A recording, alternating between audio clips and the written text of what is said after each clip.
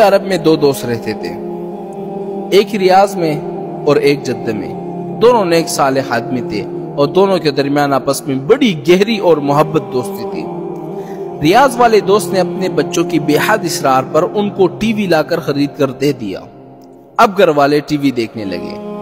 کچھ دنوں کے بعد اس کا انتقال ہو گیا، اور اس کے انتقال کے بعد جدے والے دوست نے خواب میں ریاض والے دوست کی زیارت کی تو دیکھا وہ تو تکلیف میں ہے۔ اس نے پوچھا، بھائی تمہارا کیا حال ہے؟ اس دوست نے جواب دیا کہ کیا بتاؤں، جب سے میرا انتقال ہوا ہے اپنے گھر والوں کو ٹی وی لا کر دینے کی وجہ سے عذاب میں مبتلا ہوں۔ اب وہ تو ٹی وی دیکھ کر مزے اڑا رہے ہیں اور میں عذاب کے اندر مبتلا ہوں، اور میں ہی جانتا ہوں کہ میں کس وقت سے گزر رہا ہوں اور بہت سخت تکلیف میں ہوں میں۔ تم میرے گھر جا کر ان کو سمجھاؤ کہ کسی طرح گھر سے ٹی وی نکال دے تاکہ میرا عذاب دور ہو جائے۔ اس دوست نے کہا کہ اچھا میں تمہارے گھر جا کر ان کو سمجھا دوں گا۔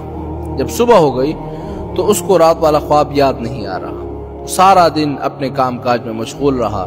جب رات کو سویا تو خواب میں پھر ریاض والے دوست کی زیارت ہوئی۔ اس سے شکایت کی کہ تم نے مجھ سے کہا تھا کہ میرے گھر جاؤ گے لیکن تم نہیں گئے، میرے گھر جلدی جاؤ، میں بہت تکلیف میں ہوں، تم ابھی تک میرے گھر نہیں گئے۔ اس دوست نے پھر وعدہ کیا انشاءاللہ میں صبح ضرور جاؤں گا۔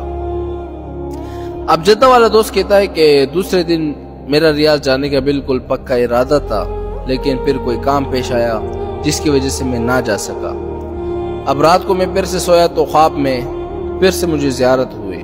پھر اس نے شکایت کی کہ تم مجھ سے کہتے ہو کہ میں جاؤں گا لیکن تم نہیں جاتے، اور میں یہاں بہت سخت تکلیف میں ہوں، عذاب میں ہوں۔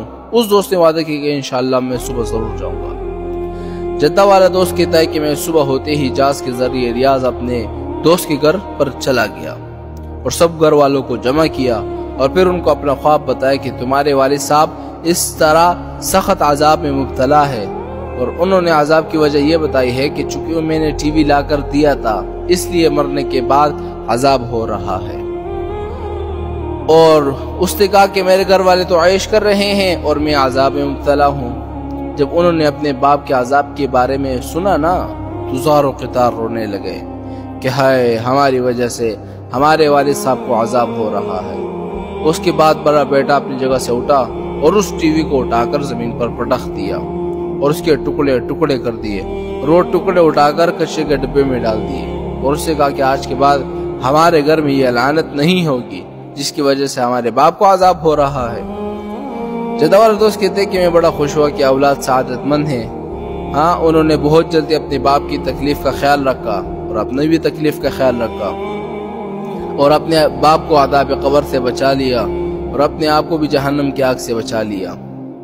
پھر وہ واپس جدہ گھر میں آ گیا اور رات کو سویا تو پھر خواب میں آپ کو پتہ ہے کیا دیکھتا ہے؟ ریاض والا دوست کو دیکھتا ہے کہ ماشاءاللہ مسکرا رہا ہے۔ تو میں نے اس سے پوچھا کہ کیا حال ہے؟ اس نے کہا کہ بھائی اللہ تم کو جزائے خیر دے، جس طرح تم نے میری مصیبت دور کر دی اللہ تعالیٰ تمہاری مصیبتیں دور کر دے۔ جس وقت میرے بڑے بیٹے نے ٹی وی کو زمین پر پٹخا نا اس وقت سے میرا عذاب بھی ختم ہو گیا، اور اللہ تعالیٰ نے مجھے اس عذاب سے نجات دے دی۔